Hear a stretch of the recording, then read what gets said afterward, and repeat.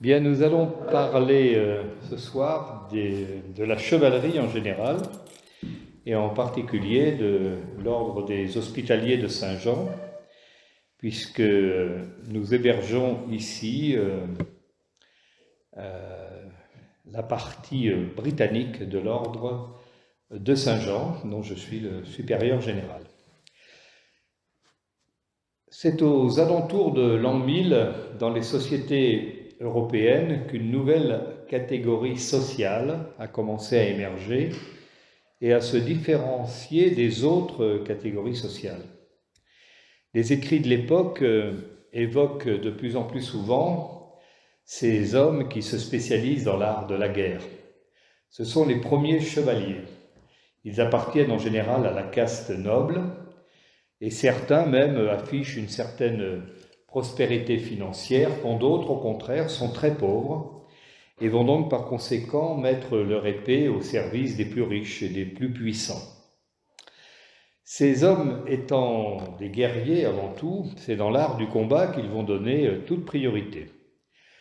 Ce sont des hommes assez violents, plus cultivés la plupart du temps, peu cultivés la plupart du temps, et généralement même illettrés. Au Moyen-Âge, seuls les religieux savent lire et écrire, à condition de faire une exception pour les femmes de la noblesse, qui souvent savent lire, mais ne savent pas écrire pour autant. Aujourd'hui, ça nous paraît bizarre, parce qu'on dit lire et écrire, ça nous paraît obligatoirement lié, nécessairement lié. Ce n'était pas du tout le cas au Moyen-Âge. Par exemple, la reine Aliénor d'Aquitaine, qui a été reine de France, reine d'Angleterre, qui a une vie absolument extraordinaire, elle parlait 5 langues, elle lisait dans plusieurs langues et elle signait d'une croix. Elle ne savait pas écrire. Donc quand elle voulait écrire à quelqu'un, elle le dictait à un clerc qui prenait note de sa lettre.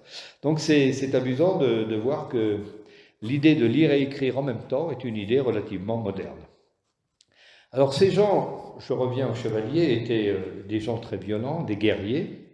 Le contexte féodal de l'époque était encore mal organisé. Nous héritions évidemment d'un empire romain en désorganisation totale. Et c'est l'Église qui va mettre en place un code d'honneur que le chevalier s'engagera à respecter. La crainte de Dieu, l'observation des commandements chrétiens et la défense de la veuve et de l'orphelin. À cette même époque, pour protéger les femmes et les enfants, l'Église va instituer le sacrement du mariage et on va fixer les prêtres dans le célibat. Alors il ne s'agit pas d'une mesure véritablement religieuse, puisque on demande aux prêtres de ne plus se marier pour ne pas que leurs enfants héritent des biens de l'Église. Donc ce n'est pas une mesure à proprement parler théologique, c'est plutôt une mesure d'ordre administratif en quelque sorte. D'ailleurs, ce n'était valable que pour l'Église romaine, parce que dans toutes les églises d'Orient, les prêtres se marient. Le sacrement du mariage a pour effet de mettre en place le socle des sociétés occidentales à Venise. Il est basé sur la cellule familiale. Le sud de notre pays, qui allait devenir la France, mais qui ne l'était pas encore, fonctionnait sous le droit romain, qui partageait l'héritage entre tous les descendants, y compris les femmes. Alors qu'au nord, c'était la loi salique, celle des Francs saliens, c'est-à-dire la tribu de Clovis, et là, on privilégiait le droit d'aînesse, c'est-à-dire tout allait au premier enfant mâle. Jusqu'au XIe siècle, on ne parle pas d'ordre de chevalerie. Les chevaliers sont des soldats au service des nobles qui se livrent des combats incessants entre les différents domaines féodaux. Il va falloir attendre 1068 pour voir apparaître la première manifestation de ce qui allait devenir un jour un ordre de chevalerie. Alors il s'agit de l'initiative d'un marchand italien de la ville d'Amalfi, c'est vers Venise par là, sur la mer Caspienne, qui fonde avec des amis un hôpital à Jérusalem. Donc ils investissent de l'argent et ils construisent un hôpital à Jérusalem pour accueillir les pèlerins qui vont sur les lieux saints. Et il va placer cet hôpital sous l'invocation de Saint Jean-Baptiste. Ça ne s'appelle pas encore l'ordre de Saint Jean, mais c'est déjà Saint Jean-Baptiste qui est, disons, qui parraine un peu cet hôpital. Alors ces hommes qui fondent l'hôpital ne sont pas des moines à proprement parler, ce sont plutôt des chrétiens engagés dans la charité et qui vont consacrer leur temps et leur argent au fonctionnement de l'institution. Donc porter assistance aux pèlerins, bien sûr, aussi bien au point de vue de la santé, mais également des logements, de la nourriture, etc. À cette époque-là, de toute l'Europe convergent vers le Proche-Orient des centaines, des milliers de pèlerins qui viennent se recueillir sur le tombeau du Christ. Alors, l'histoire a retenu le nom du fondateur de l'institution de Saint Jean. Il s'agit de Mauro di Pantaleone qui va négocier avec le calife du Caire, qui est un calife fatimide, l'installation d'un monastère. Donc c'est vraiment en accord avec les musulmans qu'on va installer ce premier hôpital. Et puis ensuite, on va construire un couvent, un oratoire, et on va mettre dedans des religieuses, puisque dans la plupart des établissements hospitaliers, ce sont des religieuses qui sont en action. On va ensuite ajouter à ces structures un hospice, un hôpital, une auberge, et le tout va être dédié à un patriarche d'Alexandrie en Égypte.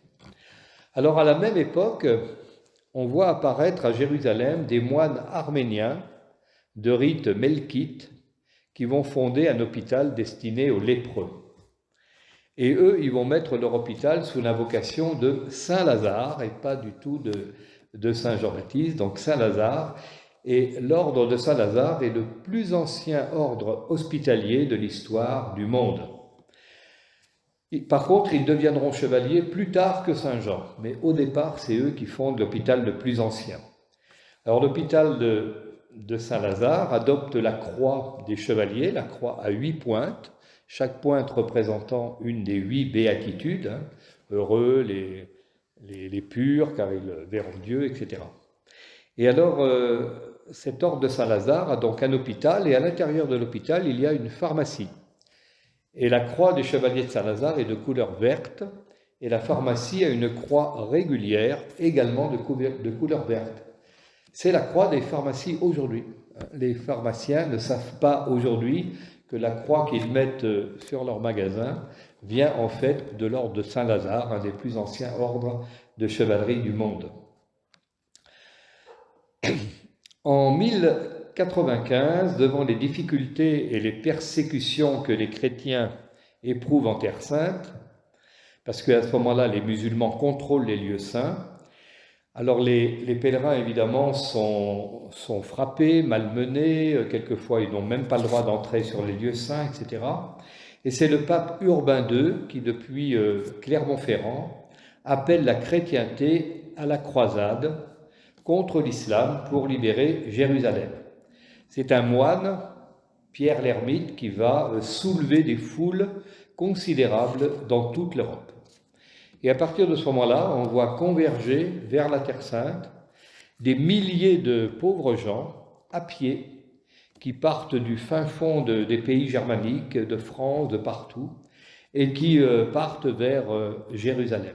Alors ils traversent l'Europe centrale, la Hongrie, ils arrivent en Turquie, dans l'actuel Istanbul, à l'époque Constantinople. Et quand les gens de Constantinople voient déferler ces dizaines ou centaines de milliers de pauvres gens, on leur donne tout de suite des bateaux pour qu'ils passent de l'autre côté, sur le continent asiatique, c'est-à-dire dans la Turquie actuelle, et ensuite ils vont descendre vers Jérusalem.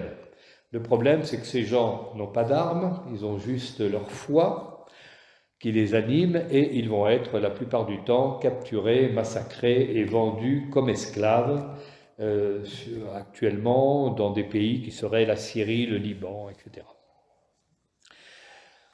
Donc cette croisade des pauvres gens, elle tourne très très mal dès le départ, c'est la première croisade, et il va falloir attendre quelques semaines, pas plus, c'est dommage qu'ils n'ont pas pu arriver en même temps, où on voit une autre croisade qui est la croisade des barons, qui est commandé par Godefroy de Bouillon, qui est un noble de haut niveau, puisqu'il est prince de Basse-Lotharingie. Et c'est Godefroy de Bouillon qui va prendre Jérusalem aux musulmans et installer le premier royaume chrétien d'Orient. Godefroy de Bouillon est un homme de foi, c'est un guerrier sans aucun doute, et il va refuser de porter la couronne de roi de Jérusalem. Il dit « Je ne porterai pas la couronne de fer là où Jésus a porté la couronne d'épines. » Et il va remettre cette couronne du premier royaume chrétien à son frère Baudouin Ier. C'est à partir de ce moment-là qu'on voit émerger véritablement les ordres de chevalerie proprement dits. Alors les hommes qui vont constituer ces ordres de chevalerie sont avant tout des nobles qui prêtent des vœux monastiques exactement comme dans les abbayes régulières d'Europe. Alors, il faut pour cela des dérogations pontificales, puisque un religieux n'a pas le droit de porter des armes. Il faut donc une autorisation spéciale du pape pour autoriser ces moines à devenir en même temps des soldats. Et là, on voit émerger un statut nouveau, celui de moine soldat précisément. Et on voit des religieux porter le fer dans des batailles, ce qui jusqu'ici était quelque chose de tout à fait impensable. Alors, à l'origine de ces ordres aussi apparaît la nécessité de soigner dans des hôpitaux des chevaliers blessés ou qui sont par exemple devenus lépreux. Or, on ne peut pas soigner un chevalier qui appartient à la caste noble dans un hôpital où on soigne tout le monde. C'est donc la raison pour laquelle ces moines se sont érigés en ordre de chevalerie pour pouvoir accueillir des chevaliers dans un institut également chevaleresque pour accueillir des gens de la noblesse. C'est la raison pour laquelle toutes ces congrégations, pratiquement, vont devenir des ordres de chevaliers hospitaliers. Et ils vont recevoir du pape une règle qui va régir leur institution et le droit de porter les armes. Ce n'est que quand les croisés prennent Jérusalem que l'on voit apparaître les administrateurs de tous ces hospices, notamment celui des commerçants d'Amalfi. Ce ne sont pas encore toujours des moines, mais au moins des gens qui appartiennent à une sorte de tiers-ordre qui se rapproche d'un engagement monastique. Le frère Gérard, qui a créé le premier établissement de Saint-Jean, a même été suspecté d'entente avec les musulmans à cause de la proximité qu'il entretenait avec eux. On pense même d'ailleurs que dans cet hospice, on soignait aussi bien d'ailleurs les chrétiens que les musulmans. Et cet ordre qui commence à émerger va voir arriver vers lui de plus en plus de dons. Ils vont devenir de plus en plus riches, ils vont pouvoir étendre leur service à un plus grand nombre de pèlerins. À l'époque, ces premiers ordres suivent la règle de Saint Benoît, qui est une règle qui est en vigueur dans les monastères d'Europe, en particulier de France. En 1145, les chevaliers de Saint-Jean de Jérusalem sont nés. Ils portent un manteau noir sur lequel figure une croix pâtée de couleur rouge, mais ils la porteront que sur l'autorisation du pape 2 ans plus tard. Alors, ces hommes sont avant tout des moines. On parle toujours des chevaliers, quels qu'ils soient, mais ce sont avant tout des moines. Ils sont avant tout au service des plus démunis et ils sont secondairement des chevaliers. C'est-à-dire que lorsqu'il n'y a pas de bataille, lorsqu'il n'y a pas de guerre, eh bien, ils ont un comportement tout à fait monastique. Ces ordres prennent de plus en plus d'importance, ils vont recevoir des avantages importants, ils vont pouvoir lever des taxes, obtenir des privilèges, ils vont recevoir des forteresses, et ils vont même en construire, comme le fameux Krak des chevaliers que l'on voit encore aujourd'hui en Syrie. Et puis les moines de Saint-Lazare, donc, comme je vous disais tout à l'heure, qui étaient des moines arméniens, eh bien, vont eux-mêmes s'ériger en ordre de chevalerie. À partir de 1191, les Allemands vont fonder l'ordre des chevaliers teutoniques. C'est un ordre extrêmement puissant, qui va devenir extrêmement riche, mais qui ont une règle similaire aux autres ordres de chevalerie. Eux, par contre, portent un manteau blanc avec une croix noire. Tous les ordres de chevalerie ont la même croix, la croix que vous avez ici sur les murs, mais elle change de couleur dès qu'on change d'ordre. Alors les chevaliers teutoniques, eux, vont devenir immensément riches puisque leur territoire gigantesque va devenir un jour le royaume de Prusse. Et pourtant, c'était une propriété privée de cet ordre. Il faut mentionner aussi d'autres ordres, comme l'ordre espagnol de Santiago, de Saint-Jacques, créé en 1170 par le roi Ferdinand II. Donc on voit que tous ces ordres commencent à émerger avec quand même le souci de faire la guerre, puisqu'il s'agit évidemment de la pleine époque des croisades.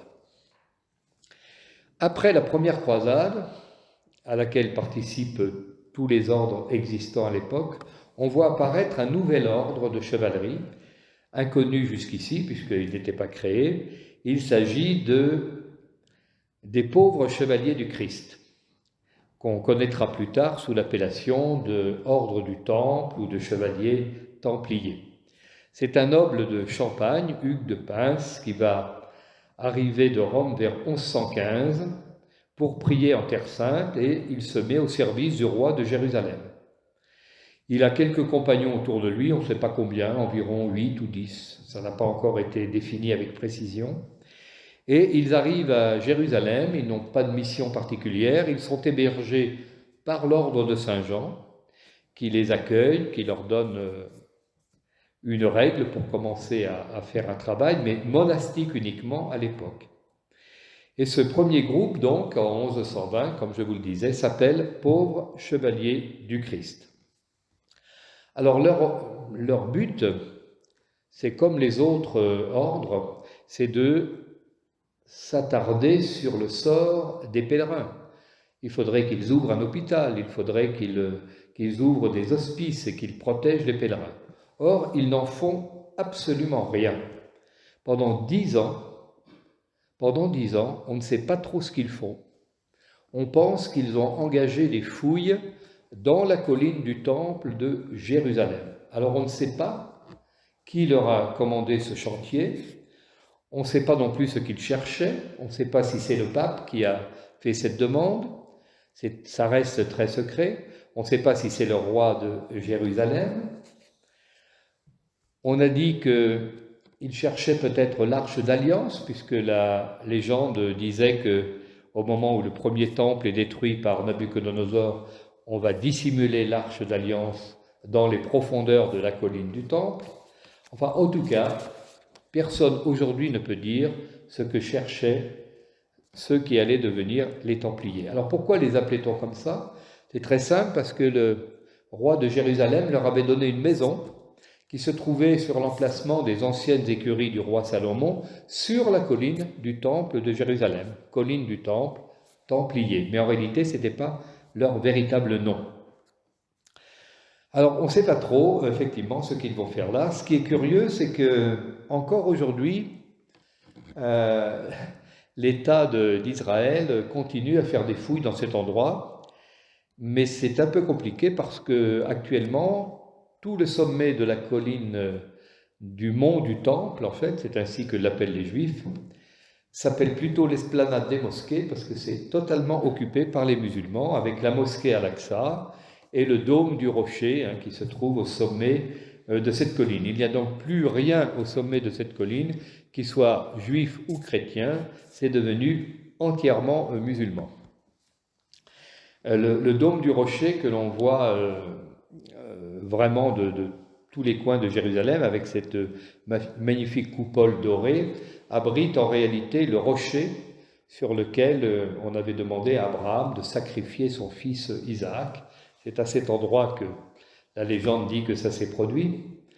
Et puis c'est également à partir de ce rocher que le prophète Mohammed est monté au ciel sur sa jument pour y rencontrer le Bouddha, le Christ, etc., etc. C'est du moins ce que rapporte la légende musulmane.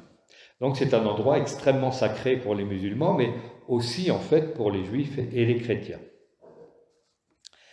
Alors c'est Hérode le Grand, à l'époque du Christ, qui va reconstruire le dernier temple, le troisième temple en fait de Jérusalem. Il va investir des moyens considérables, ce sera un bâtiment absolument magnifique, mais ce temple sera détruit par le général romain Titus en l'an 70, et à partir de ce moment-là, les Juifs seront chassés pour toujours. Donc nos chevaliers du temple, eh bien, sont sur cette colline, sur laquelle il n'y a plus du tout le temple juif a disparu. Alors le paradoxe, c'est que les Juifs orthodoxes évitent de monter sur cette colline, parce que comme on ne sait plus très bien où était le temple, ça veut dire qu'on ne sait plus très bien où se trouvait le Saint des Saints, l'endroit le plus sacré du temple. Alors pour éviter par inadvertance de fouler aux pieds l'endroit où se trouvait le Saint des Saints, on n'y va pas. C'est la raison pour laquelle on ne rencontre aucun juif traditionnaliste sur cette colline. Alors donc, il ne reste plus aujourd'hui aucune trace du temple originel de Salomon, du premier temple. Il reste un petit peu du dernier temple, celui d'Hérode, et cet endroit est bien connu puisqu'il s'agit du mur des lamentations. Le mur des lamentations est tout ce qu'il reste du dernier temple d'Hérode le Grand. À partir du moment où les Templiers cessent de fouiller cette colline, on ne sait pas s'ils ont trouvé quelque chose. On a dit qu'ils avaient peut-être trouvé un trésor, puisque à ce moment-là, on dirait qu'ils deviennent riches. Mais en fait, ce n'est pas obligatoirement vrai. Ils deviennent riches parce qu'ils commencent à acquérir des biens, on leur fait des dons, etc. Ils commencent à mettre en place des commanderies comme les autres ordres dans toute l'Europe.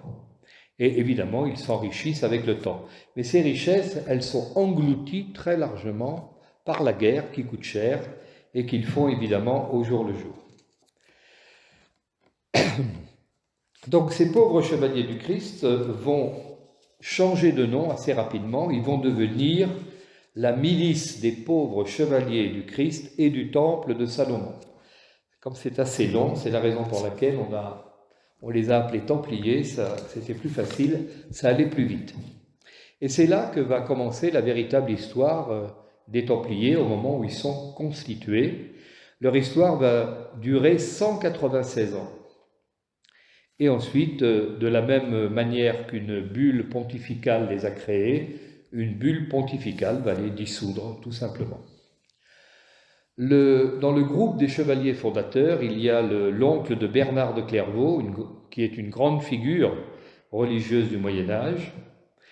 Et c'est grâce à Bernard de Clairvaux que les Templiers vont recevoir leurs règles monastiques. Mais c'est aussi Bernard de Clairvaux qui avait donné la règle aux hospitaliers de Saint-Jean que nous avons encore aujourd'hui. Donc en 1139, eh bien, le pape Innocent II crée véritablement l'ordre du Temple. Et à partir de ce moment-là, les Templiers vont pouvoir se séparer de l'ordre de Saint-Jean et vivre leur vie. Alors, selon la règle en vigueur de tous les ordres hospitaliers, on pourrait même dire que les Templiers ne sont pas différents des autres ordres, ils ont une règle à peu près identique, et ce sont avant tout des moines. Ils font vœu de pauvreté, de chasteté, ils font vœu évidemment de porter les armes pour le bien de l'Occident en Terre Sainte. Et puis, ils ont des interdictions. Par exemple, ils n'ont pas le droit de se couper la barbe. Ils doivent la laisser pousser le plus long possible. Ils sont obligés de se raser la tête. Ça, c'est peut-être plus pratique pour porter le casque. Et ils ne doivent jamais se laver. Se laver étant considéré comme un luxe inutile. C'est curieux, mais c'est comme ça. Ensuite, ils font vœu donc de chasteté, puisqu'ils ont une règle monastique à 100%. Alors, cet ordre du Temple ne diffère en rien des autres ordres qui l'ont précédé. Il a eu plus de succès au niveau de l'histoire, etc., parce qu'évidemment, comme ils ont disparu dans des conditions sévères, on leur a accordé plus d'importance qu'aux autres ordres, mais en réalité, ils ont duré moins longtemps que les autres. Il faut savoir quand même qu'ils étaient devenus à un moment donné très puissants. Alors comment devait-on faire à l'époque pour rentrer dans un ordre de chevalerie? On peut prendre l'exemple de l'ordre du Temple, mais c'était à peu près la même chose dans les autres ordres. D'abord, il faut que le demandeur ait mené une réflexion très profonde sur son désir. Ça doit être un homme âgé de plus de 18 ans, capable de porter les armes. Il doit obligatoirement être d'extraction noble et fils d'une famille reconnue comme telle. En France, il fallait que le père et la mère soient nobles. En Allemagne, par exemple, il suffisait d'avoir un certain nombre de quartiers de noblesse. La notion de quartier de noblesse n'existait pas en France. Le demandeur ne doit pas être fiancé, il ne doit pas appartenir à un autre ordre, quel qu'il soit, il doit avoir réglé toutes ses dettes, il doit être en parfaite santé physique et mentale. Alors, parfaite santé physique, le problème à l'époque, c'était la lèpre et tout ce genre de maladies-là. Il ne doit pas avoir corrompu quelqu'un pour rentrer dans un ordre de chevalerie. Il doit être libre, c'est-à-dire pas être dans une condition d'esclave ou sous le joug d'une rançon, par exemple. Un certain noble qui avait été gracié à la suite d'une bataille qui devait payer rançon n'était pas considéré comme des hommes libres tant que la rançon n'était pas payée. Et surtout, ce chevalier ne doit pas être excommunié, bien entendu. Donc, rien de particulier ne distingue en fait un ordre ou un autre. L'organisation est à peu près la même, quel que soit l'ordre de chevalerie auquel on peut avoir affaire. Alors, il faut distinguer évidemment ceux qui prient, ceux qui combattent, ceux qui travaillent, et il y a dans les ordres différentes catégories de personnel, chacun ayant son rôle. Alors, ceux qui prient généralement sont des chapelains qui sont affiliés à ces ordres de chevalerie. Tout ça est nommé par évidemment les grands maîtres de l'ordre. Chaque commanderie a un chapelain, bien sûr, et puis il y a les combattants qui sont obligatoirement des chevaliers, adoubés comme un chevalier de la noblesse, ce qui fait qu'il y a en réalité très peu de chevaliers combattants. Donc pour avoir un nombre de combattants assez convenable, on engage des gens, c'est-à-dire des sergents d'armes qui n'ont pas le statut de chevalier, qui ne sont pas nobles et qui ne portent même pas le même costume. Les chevaliers du Temple, par exemple, avaient un grand manteau blanc et une croix rouge, mais leurs sergents d'armes avaient un manteau noir avec une croix blanche. Et après, il y a les travailleurs qu'on appelle les frères casaliers. Ce sont eux qui font fonctionner toutes les commanderies. Alors dans cette tranche de personnel, il y a des fermiers, des charpentiers, des forgerons, des armuriers, toutes les spécialités qui font vivre les commanderies. Ils sont très nombreux, ils sont infiniment plus nombreux que les chevaliers parce que au fur et à mesure que le temps passe, les biens des Templiers augmentent et à un moment donné, ils ont besoin d'un nombre d'ouvriers extrêmement important. Alors il existe aussi une dernière catégorie qui est associée aux ordres de chevalerie qui doivent respecter la règle de l'ordre. Ce sont des gens qui sont associés pour différentes raisons, qui se rapprochent du religieux mais sans être vraiment investis dans le domaine religieux. Ils rendent des services, ils respectent autant que possible la règle, mais ils n'y sont pas assujettis au même titre que les chevaliers. Et puis il y a une autre catégorie encore, c'est qu'on va engager des musulmans, des mercenaires musulmans pour combattre contre les autres musulmans avec les chrétiens. Ça paraît assez invraisemblable, mais au Proche-Orient, tout est possible. Alors les commanderies de tous ces ordres de chevalerie vont se répandre dans toute l'Europe. Alors ces commanderies peuvent être extrêmement importantes, comme par exemple, il y en avait une à Biot, par exemple. Ça, c'était des grosses commanderies, mais ça pouvait aussi être dans une petite campagne, une petite ferme, mais qui appartenait quand même à l'ordre du Temple ou à l'ordre de Saint-Jean ou à d'autres ordres. Globalement, le système des ordres de chevalerie est organisé de la même manière. À la tête, il y a un maître élu. on dit abusivement un grand maître, on ne parlait pas de grand maître à l'époque, c'est un maître qui est élu, il est élu par les autres chevaliers et il est aux ordres directs du pape. C'est-à-dire que le pape a à sa disposition tous les ordres de chevalerie qui sont en quelque sorte indépendants des États. Alors le titre du maître, c'est « humble maître de la chevalerie du temple de Salomon » pour les Templiers, par exemple. Ils n'ont pas toujours été humbles, les maîtres en question, mais c'était leur appellation. Alors les pouvoirs du maître sont importants, mais les ordres de chevalerie sont des démocraties, paradoxalement, c'est-à-dire que le chapitre général peut décider et le maître ne peut pas décider seul, il est obligé de prendre conseil et de prendre des décisions en fonction de l'adhésion de tout le monde. Alors, il dispose évidemment d'une certaine richesse, les dirigeants de ces ordres, le maître dispose de 4 chevaux, d'un chapelain particulier, d'un frère sergent, d'un valet d'armes, un maréchal ferrant, un secrétaire qui parle arabe, etc. Tout cela, évidemment, peut exister, mais uniquement pour les chevaliers de haut rang. Ensuite, il y a évidemment le chef d'état-major qui dirige les combats lorsque c'est la guerre. Il y a celui qui s'occupe de gérer les biens de l'ordre, un trésorier, et vous savez que les ordres de chevalerie, surtout l'ordre du Temple, faisaient la banque. C'était des banquiers en même temps. Ça veut dire que vous pouviez déposer 1 kilo d'or à Paris, on vous donnait une lettre, vous pouvez aller jusqu'en Terre Sainte, vous présentiez votre lettre à Jérusalem, dans un bureau de l'ordre du Temple, et on vous redonnait l'équivalent d'1 kilo d'or à cet endroit. En fait, ils avaient inventé une forme de chèque au porteur, en quelque sorte, et ils prêtaient même de l'argent, d'ailleurs, à des taux assez bas. C'était assez social comme chose. Ils avaient presque inventé la banque honnête, ce qui fait rêver aujourd'hui. Et il y avait donc un corps très particulier qu'on appelait les turcopliés, c'était des supplétifs d'origine turque, qui étaient recrutés parmi les indigènes du coin. Et ce qui est curieux aussi, c'est qu'on utilisait pas mal les enfants, les garçons, issus des mariages entre les Européens et les musulmans. Il y a eu énormément de mariages entre Européens et musulmans, et les enfants là qui naissaient, les garçons pouvaient être enrôlés parmi les soldats des grands ordres.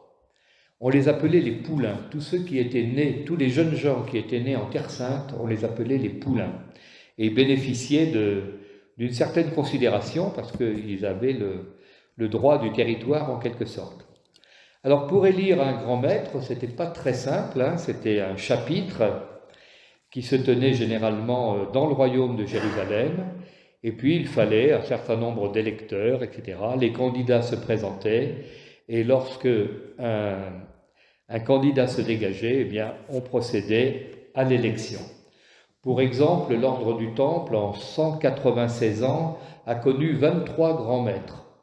Comme l'origine du Temple était française, la plupart de ces 23 grands maîtres sont des Français. Il y en a un ou deux, un d'origine espagnole, je crois, puis un autre, on ne sait pas trop.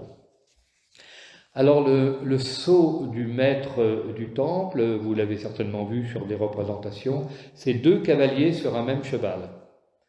Eh bien, on ne sait pas encore aujourd'hui exactement ce que ça signifiait, on n'a trouvé aucun document qui explique pourquoi. On voit 2 cavaliers sur un même cheval, alors il y a des suppositions. On pense que ça pourrait être la dualité institutionnelle de l'homme, de l'ordre, c'est-à-dire en même temps moine et en même temps soldat, donc 2 hommes sur un même cheval. On a dit aussi que ça pouvait être le symbole du partage, 2 hommes qui se partagent un cheval, mais ça peut ne pas être ça aussi, puisque chaque chevalier avait 3 chevaux. Donc, ce n'est pas tout à fait la même chose. En tout cas, le fait d'avoir 2 cavaliers sur un même cheval a permis à l'Inquisition, à la fin de l'ordre, d'accuser les Templiers d'homosexualité, parce qu'on a dit 2 sur un même cheval, c'est louche. ce qui était un raccourci assez pratique pour l'Inquisition, bien entendu. Alors je vous fais grâce des 23 grands maîtres dont j'ai les noms ici.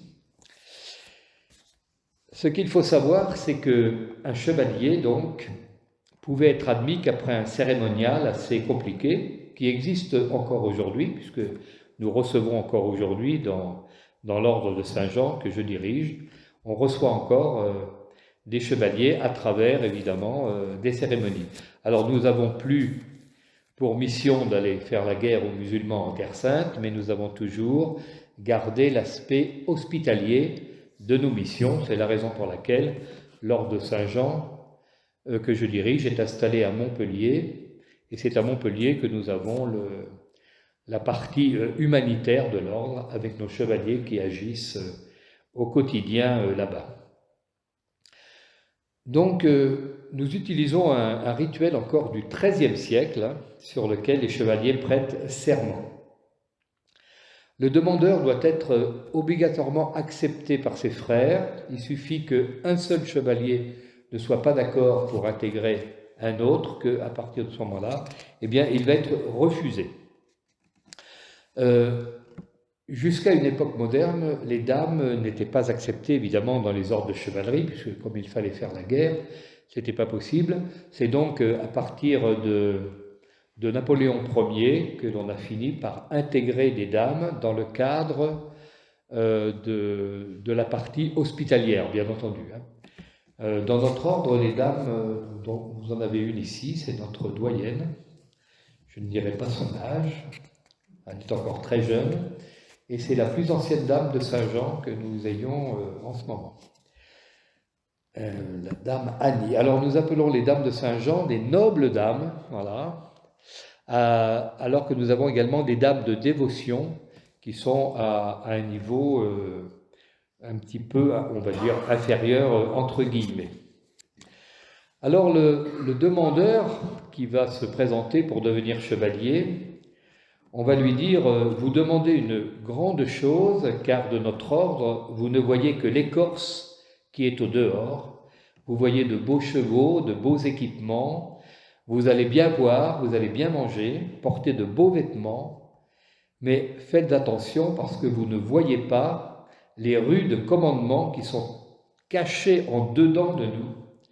Car vous qui êtes le maître de vous-même, vous allez devenir le serf d'autrui. » Donc on spécifie dès le départ au chevalier qu'à partir du moment où il devient chevalier, il s'abandonne complètement à l'obéissance. Le templier, mais c'est vrai aussi pour tous les autres ordres, ne s'appartient plus. C'est un moine soldat avec l'obéissance du moine et du soldat. Donc à ces vœux de chasteté et de pauvreté viennent s'ajouter des obligations et qu'il doit observer vraiment à la lettre. Alors aujourd'hui, bien sûr, ces obligations ont un peu changé, on n'oblige pas les gens à ne pas se raser la barbe, ils ont même le droit de prendre une douche de temps en temps, comme vous l'imaginez. Donc nous avons aménagé les règles de l'époque pour quand même entrer dans le monde moderne. Le templier va recevoir ensuite, comme les autres ordres, le manteau de l'ordre, et le maître de cérémonie va lui donner le baiser de paix, et cet homme devient donc un chevalier. On ne peut pas revenir sur le vœu de chevalerie. Une fois qu'on a prononcé les vœux, c'est jusqu'à la mort. Il n'y a pas de retour en arrière possible. Les procès de l'Inquisition, évidemment, ont inventé toutes sortes de choses à propos des Templiers en particulier qui ont été poursuivis. On a dit qu'au cours de la cérémonie d'intronisation, on les obligeait de blasphémer, de cracher sur la croix, d'adorer des reliques suspectes, tout ça, évidemment, tout ça est faux, ce sont des arguments qui ont été inventés par l'Inquisition de manière à confondre ces chevaliers.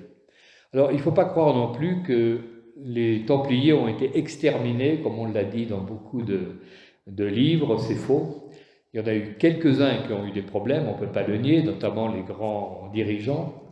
mais la plupart des autres Templiers ont été intégrés naturellement dans les ordres préexistants. C'est ainsi que notre ordre de Saint-Jean a accueilli des dizaines et des dizaines de chevaliers Templiers qui ont été intégrés dans les ordres préexistants. Alors ici, c'était encore pire sur la Côte d'Azur et la région Provence, c'est que c'était pas la France, c'était le comté de Provence, dirigé par le comte de Provence, qui était vassal du roi de France. Et quand le roi de France a donné l'ordre au comte de Provence d'arrêter les Templiers, le comte de Provence a dit oui, je vais le faire. Et il a attendu des semaines et des semaines, et le jour où il a dit on arrête les Templiers, ils étaient déjà tous en Italie. Voilà, donc en fait, ça ne s'est pas passé tout à fait comme Philippe le Bel l'avait prévu. Alors la journée d'un Templier est fixée dans les moindres détails, comme celle d'un moine dans un monastère, exactement pareil, et c'est vrai aussi pour tous les autres ordres. Il y a eu beaucoup de modifications évidemment au cours du temps, quand les chevaliers sont arrivés en Terre Sainte, ils arrivaient d'Europe, quel que soit l'ordre auquel ils appartenaient, ils avaient des équipements qui étaient ceux du Moyen-Âge de l'époque. Les chevaliers qui arrivaient de Prusse avec des armures en métal et qui débarquaient au Proche-Orient par 50 degrés, ils enlevaient très vite l'armure et ils ont très très vite évolué pour se rapprocher des équipements des musulmans, qui étaient des équipements plus légers, qui permettaient d'être plus mobiles évidemment dans les combats.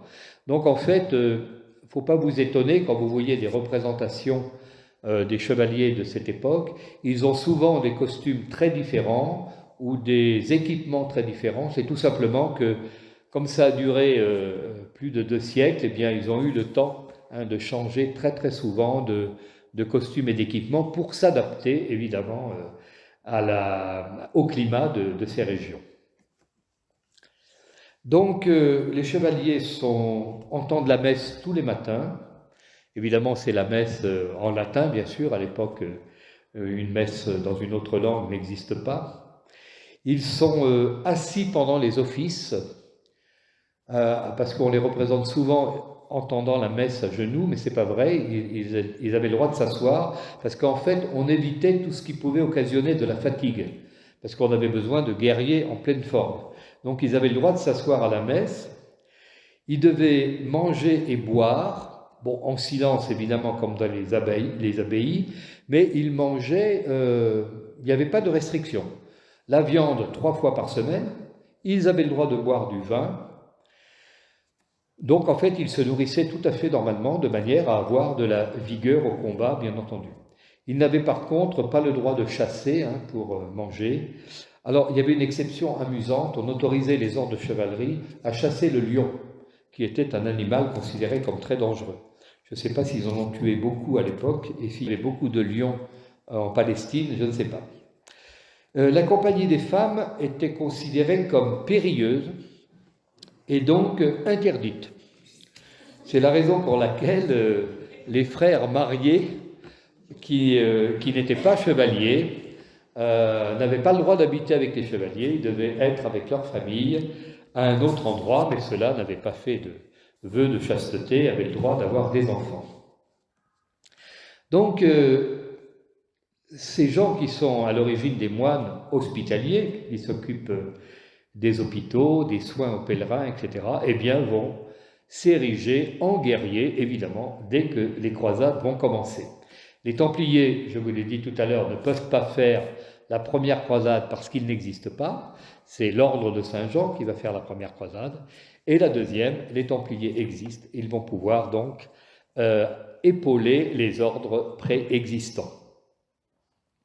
Le premier engagement des Templiers, c'est 1119. Ils vont faire le siège de la ville de Damas. La ville de Damas a l'habitude d'être assiégée puisqu'elle a été la semaine dernière. Vous voyez, c'est une vieille histoire, le siège de Damas.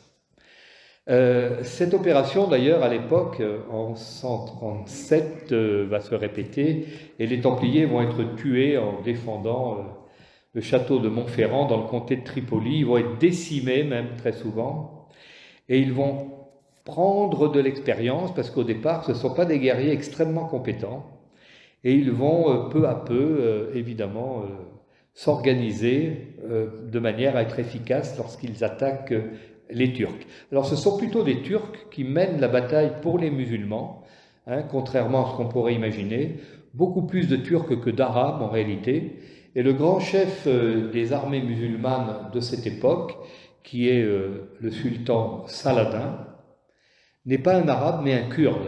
Vous voyez. Donc en fait, il faut comprendre que dès le départ dans l'islam, eh bien, il y a beaucoup de gens qui deviennent musulmans des pays périphériques de l'Arabie, mais qui ne sont pas d'origine arabe, et qui deviennent assez rapidement majoritaires d'ailleurs. D'ailleurs, aujourd'hui, dans l'islam, les Arabes sont un épiphénomène, ils sont vraiment en minorité. Le plus grand pays musulman du monde, c'est l'Indonésie. Voilà. Donc c'est un peu paradoxal en fait. Les chroniqueurs arabes, on a beaucoup de chroniques des Arabes de l'époque, vont mentionner très souvent la combativité des Templiers. Les Templiers ont des comportements extrêmement efficaces sur le plan guerrier, et ils vont remporter quand même pas mal de victoires successives tout au long des croisades. Mais les croisades, vous le savez, ça va être assez catastrophique en réalité. Et il va y avoir des conflits permanents entre les ordres de chevalerie eux-mêmes. Et puis il va y avoir certains grands maîtres, notamment ceux de l'ordre du Temple, qui vont être des gens médiocres, voire même des traîtres, dont un qui s'appelle Gérard de Ritford, qui lui va être un escroc. Il va carrément s'emparer du trésor de l'ordre à des fins personnelles. Et il va provoquer un conflit interne très grave, avec la désertion de nombreux chevaliers qui n'acceptent pas les dévoiements à la règle. Donc tout n'est pas idyllique, comme quelquefois on le rapporte. Et puis le chef Saladin, musulman, va porter un coup fatal aux implantations des Francs en Terre Sainte. Il va s'emparer de Saint-Jean d'Acre, de Césarée et de Sidon, c'est-à-dire 3 villes extrêmement importantes. Son frère, le frère de Saladin, est également un grand guerrier. Lui va s'emparer de Beyrouth, d'Ascalon et de Gaza. Et Saladin va mettre le siège devant Jérusalem, qui sont défendus par les habitants et les ordres de chevalerie. Alors, Saladin, lui, il n'est pas tellement favorable au massacre systématique. Il va dire, je peux épargner la ville, mais vous allez me donner une rançon de 10 pièces d'or par homme présent dans la ville et de 5 pièces d'or pour les femmes et de 2 pièces d'or pour les enfants. Comme il y a 6000 personnes dans la ville, il ramasse une petite fortune sans faire la guerre. Les Templiers qui n'ont plus de fonds, évidemment, vont avoir des problèmes pour payer. Alors, la ville de Jérusalem va tomber très rapidement à nouveau aux mains des musulmans et à la fin de la deuxième croisade, tout est à refaire en réalité. Il y aura donc 8 croisades en tout qui vont s'ériger sur 175 ans jusqu'en 1270 et Jérusalem sera prise et reprise plusieurs fois. Les plus grands souverains d'Europe vont participer aux opérations militaires. Jusqu'au dernier souverain qui va y participer, c'est le roi Saint-Louis, qui va faire la 7e croisade, qui va être un désastre. Il va être fait prisonnier et on va l'échanger, les musulmans vont l'échanger contre plusieurs tonnes d'or et d'argent que vont payer les Templiers.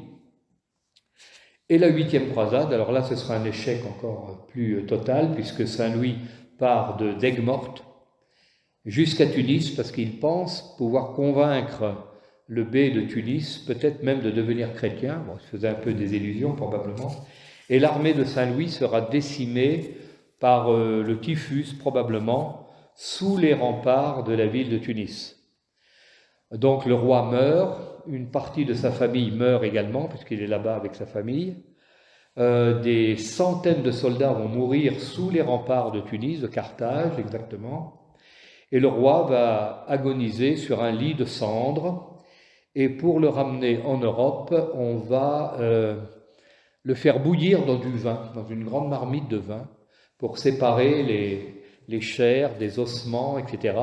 Son cœur va partir en Sicile, puisqu'à l'époque, le duc d'Anjou, son frère, possède la Sicile et va mettre le cœur du roi dans une chapelle, où il est toujours d'ailleurs aujourd'hui, à côté de Palerme, en Sicile. Et les restes du roi sont en partie inhumés à Carthage, et une partie va remonter en France, en réalité. Alors on dit que tout au long du cheminement de la dépouille du roi jusqu'à Paris, de nombreux miracles de guérison se produisent, ce qui fait qu'en arrivant à Paris, tout le monde demande au pape de faire en sorte de sanctifier le roi Saint-Louis. Donc il est presque déjà saint avant de mourir, puisqu'il était très pieux. Il ne faut pas oublier aussi qu'il avait rapporté la couronne d'épines, qu'il avait acheté une fortune colossale au Proche-Orient, et il a rapporté, et pour servir de chasse, de coffre à la couronne d'épines, il fait construire une église, qui est la Sainte-Chapelle, que l'on peut voir aujourd'hui, qui est une construction gothique absolument merveilleuse, puisqu'il y a plus de vitraux que de montants de pierre. Eh bien, cette Sainte-Chapelle, qui est aujourd'hui à l'intérieur du palais de justice, curieusement, était en fait simplement une chasse pour accueillir la couronne d'épines du Christ. Le pape de Rome est le véritable maître, en fait, de tous les ordres de chevalerie. Alors, avec le Temple, prenons l'exemple du Temple, il dispose d'une force militaire inégalée. Si on pouvait imaginer ce que serait l'ordre du Temple aujourd'hui, il faut imaginer la puissance militaire de l'OTAN avec la puissance financière de la Banque mondiale. Vous imaginez ce que ça représente. En plus, sous la forme d'une organisation multinationale aux ordres du pape. Donc aujourd'hui, évidemment, ce serait une entreprise absolument inimaginable. En plus, tous les souverains d'Europe devaient de l'argent à l'ordre du Temple, et donc les Templiers étaient très très riches, et en plus, tout le monde leur devait quelque chose, ce qui leur donnait une puissance politique évidente. Comme les rois de France avaient toujours des problèmes financiers, l'ordre du Temple, tellement riche, était un défi pour la couronne de France, en quelque sorte. C'est probablement la raison pour laquelle le roi Philippe le Bel a décidé de supprimer l'ordre du Temple, mais il ne pouvait pas le faire en tant que roi, puisqu'il n'était pas du tout l'autorité de cet ordre, donc il fallait qu'il passe par le pape. C'est la raison pour laquelle il s'est arrangé pour faire nommer le pape Clément V, un pape d'Avignon, qui lui donc a signé la bulle qui supprimait l'ordre du Temple. Et à partir de ce moment-là, tous les biens de l'ordre ont été dispersés dans les autres ordres, l'ordre de Saint-Jean, Saint-Lazare, les Teutoniques, etc. Et l'ordre du Temple donc a disparu. Alors il s'est reformé évidemment dans d'autres pays. Ils n'avaient plus le droit de s'appeler Templiers, mais ils ont continué à conserver leur commanderie. Par exemple, au Portugal, l'ordre des pauvres chevaliers du Christ est devenu l'ordre du Christ. Mais ils ont gardé leur commanderie, ils ont gardé leur argent, ils ont gardé leurs costumes. Et aujourd'hui même, je crois que la Légion d'honneur au Portugal s'appelle toujours l'ordre du Christ d'ailleurs. Alors c'est ce qui explique que quelques années plus tard, enfin même pas mal de temps plus tard, lorsque Christophe Colomb part vers les Amériques, il y a la croix du Temple sur les voiles de ses caravelles. On se dit, mais qu'est-ce que fait cette croix alors que l'ordre du Temple n'existe plus?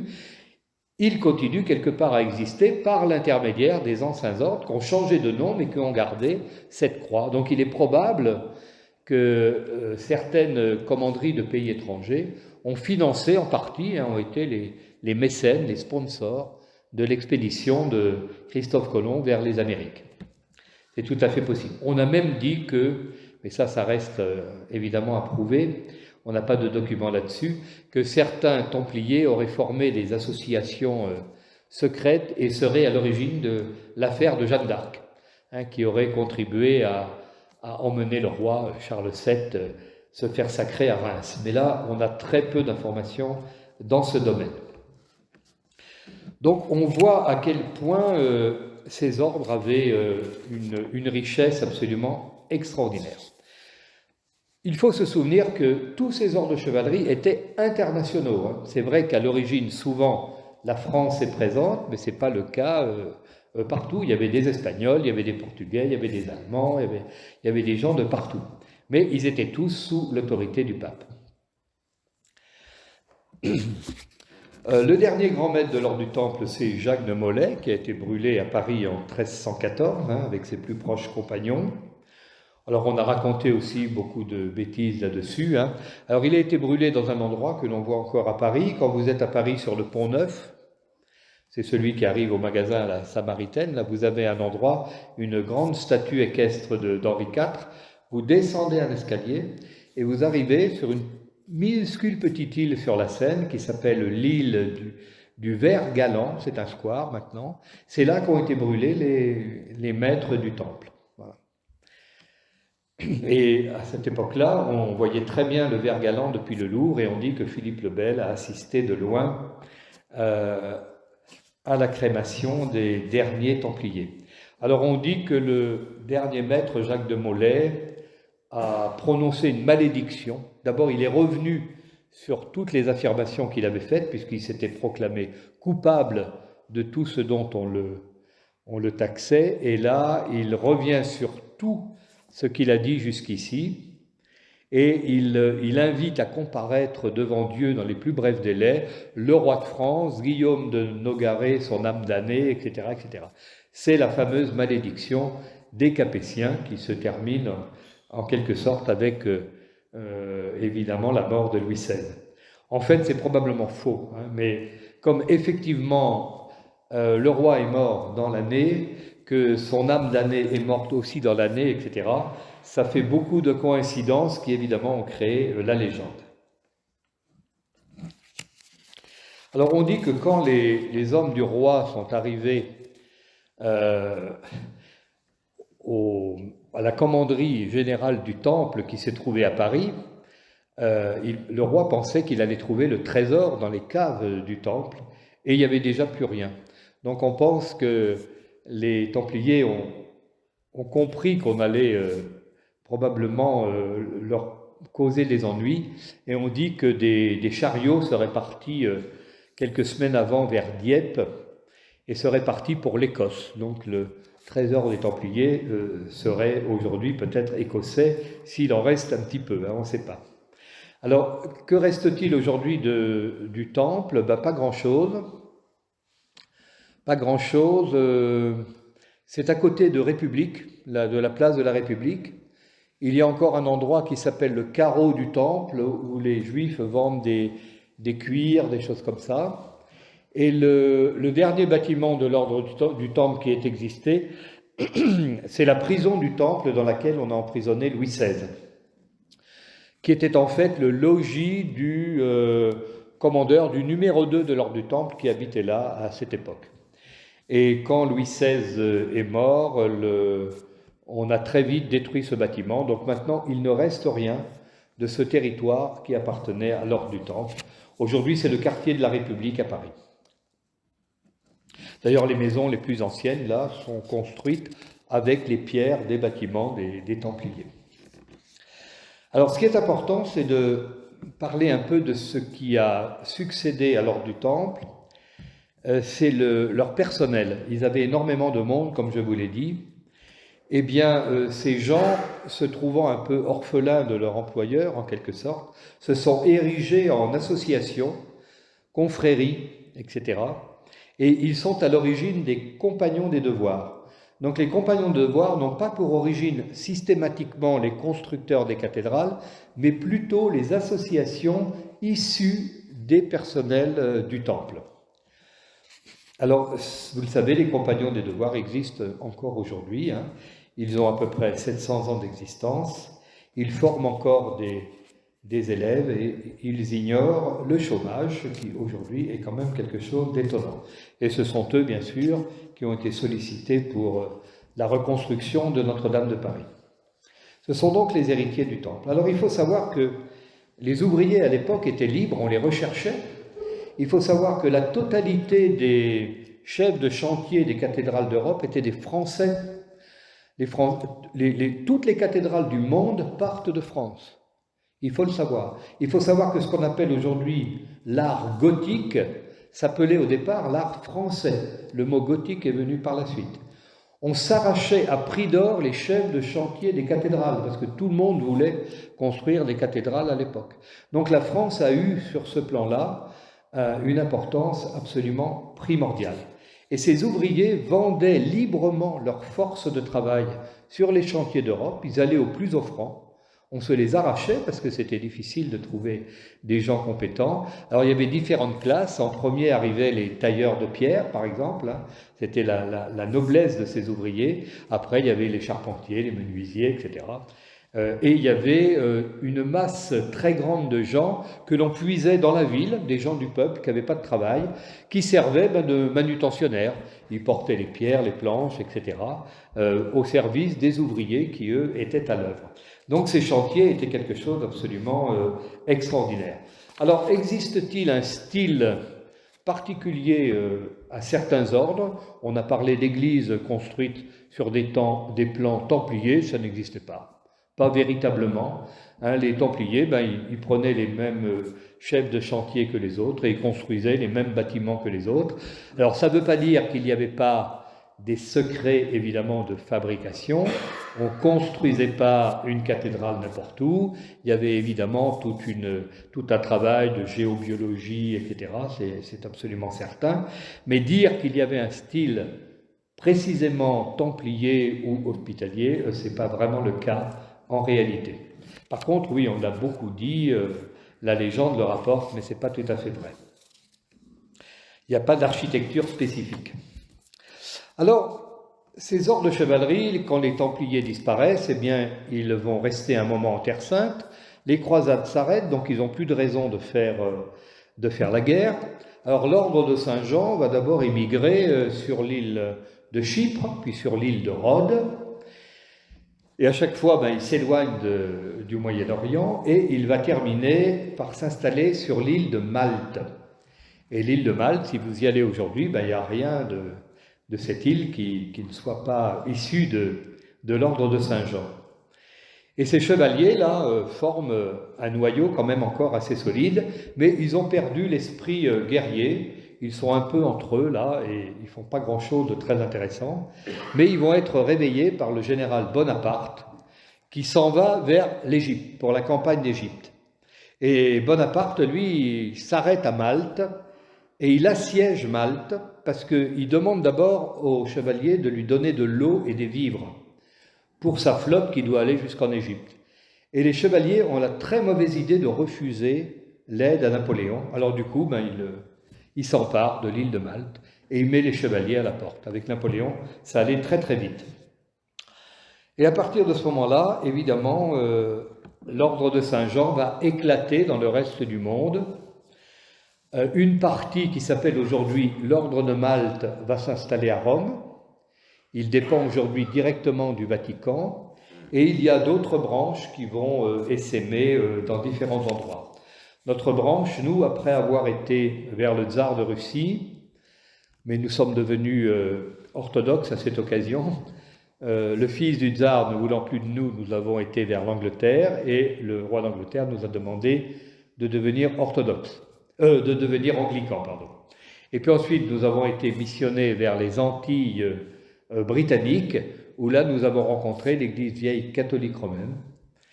Et alors nous avons cette particularité aujourd'hui de ne pas être une église romaine au sens vaticaniste du terme. En revanche, notre protecteur temporel est toujours le roi Charles d'Angleterre. C'est l'histoire qui a fabriqué tout ça, évidemment. C'est assez compliqué. Donc, à partir de là, eh bien, les ordres ont continué à faire de l'humanitaire, uniquement de l'humanitaire, et sont organisés de manière différente selon leur origine. Par exemple, l'ordre de Malte qui se trouve à Rome, ce sont les chevaliers qui commandent et ils ont des chapelains. Chez nous, c'est différent, ce sont les religieux qui commandent et les chevaliers sont au service des religieux pour la partie humanitaire, etc. Donc selon les ordres, évidemment, l'organisation est différente, mais fondamentalement, ça ne change pas grand-chose. Tous les ordres ont intégré des femmes à des niveaux différents. Les nobles dames, chez nous, à l'ordre de Saint-Jean, sont l'équivalent des chevaliers, exactement au même niveau. c'est pas vrai partout. Et puis nous avons ce qu'on appelle des hospitaliers, c'est-à-dire des gens qui nous rejoignent, mais ce sont des laïcs complets. Et ces gens-là se consacrent uniquement à l'humanitaire, à la gestion d'hôpitaux, etc. Notre ordre a rejoint donc, comme je vous le disais, l'Église catholique romaine d'Amérique du Nord et du Canada. Et les hospitaliers de Saint-Jean se sont ralliés en 1911 à Monseigneur Mathieu, qui était donc le primat de l'Église catholique romaine d'Amérique du Nord, et nous l'avons rejoint en 1911, oui c'est ça. Et notre ordre est revenu en France en 2022, donc ça fait pas très très longtemps, hein, puisque nous avons été envoyés sur l'ordre de Monseigneur Luc Amadeo, un Américain, qui nous a mandatés pour remettre l'ordre en action, et nous l'avons fait sur la ville de Montpellier. Donc aujourd'hui, il y a encore de nombreux ordres de chevalerie en action. Reconnus par le Vatican, il n'y en a pas beaucoup. Il y a l'ordre de Malte qui est un État avec des ambassadeurs et des légations. L'ordre du Saint-Sépulcre qui est un ordre de chevalerie mais essentiellement religieux, ils ne font pas d'humanitaire. Et tous les autres ordres qui sont des ordres humanitaires, qui ne sont pas tous reconnus par le Vatican, parce que certains de ces ordres, comme l'ordre de Saint-Lazare par exemple, sont écuméniques, c'est-à-dire que les chevaliers peuvent être protestants, orthodoxes, etc. Donc ça peut exister également. Dans certains ordres, on devient chevalier par la filiation, c'est-à-dire qu'on est chevalier de droit. Et si on ne l'est pas par la filiation, on peut l'être en tant que chevalier de dévotion, mais pour une génération, le titre de chevalier n'étant pas héréditaire. Donc, nous continuons à agir aujourd'hui avec les moyens dont nous disposons. Certains ordres sont très puissants, hein, comme l'ordre de Malte, qui est une énorme machine humanitaire, une grosse machine de guerre, qui actuellement, malheureusement, semble avoir quelques problèmes avec le pape actuel, qui n'est pas très au fait des traditions de la vieille Europe. C'est un Argentin, un Sud-Américain, qui a peut-être pas tout compris comment nous fonctionnons. Il a donc démissionné il y a 3 ou 4 ans, je ne sais plus, le grand maître de l'ordre de Malte, le trésorier qui était allemand, etc., etc. Donc tout ça, c'est un petit peu dommage, mais de toute façon, ces ordres existent depuis 1000 ans, et il n'y a pas de raison qu'ils ne continuent pas à fonctionner. Voilà donc pour cet exposé sur les ordres de chevalerie. Je reste à votre disposition si vous avez des questions.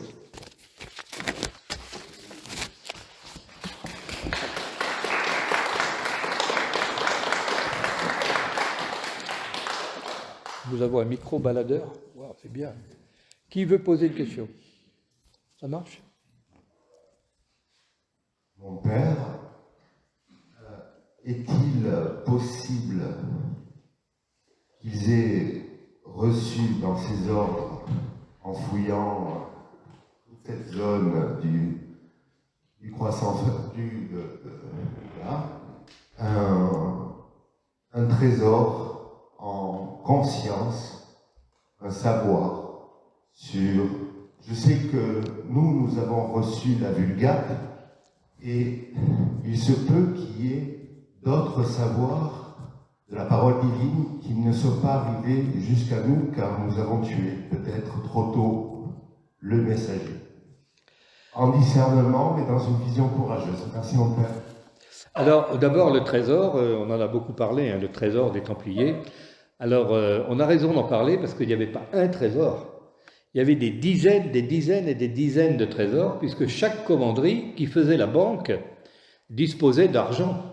À l'époque, il n'y avait pas de billets de banque, donc l'argent était bimétallique, c'était de la monnaie or et argent, il fallait des coffres pour la contenir, et évidemment, ça faisait quelques centaines de kilos de métal précieux qui circulaient dans toute l'Europe et jusqu'au Proche-Orient. Donc le trésor des Templiers n'est pas une légende, c'est une réalité. Et il n'y avait pas qu'un seul trésor, il y en avait probablement des centaines à travers les différentes commanderies. Il se peut qu'aujourd'hui on retrouve un jour un trésor quelque part dans un château où il aurait été dissimulé et puis on l'aurait oublié, mais il ne faut pas trop se faire d'illusions. Je pense que tout a été largement dépensé, consommé depuis quelques siècles, il n'y a pas de problème là-dessus. En revanche, sur le plan de la connaissance ésotérique, on a fait beaucoup de crédit aux ordres de chevalerie. Il faut se souvenir simplement que c'était des ordres monastiques exactement comme les autres, qui suivaient la règle de Saint Benoît, donc ils n'avaient pas d'enseignement particulier hormis l'enseignement de l'époque de n'importe quel autre monastère.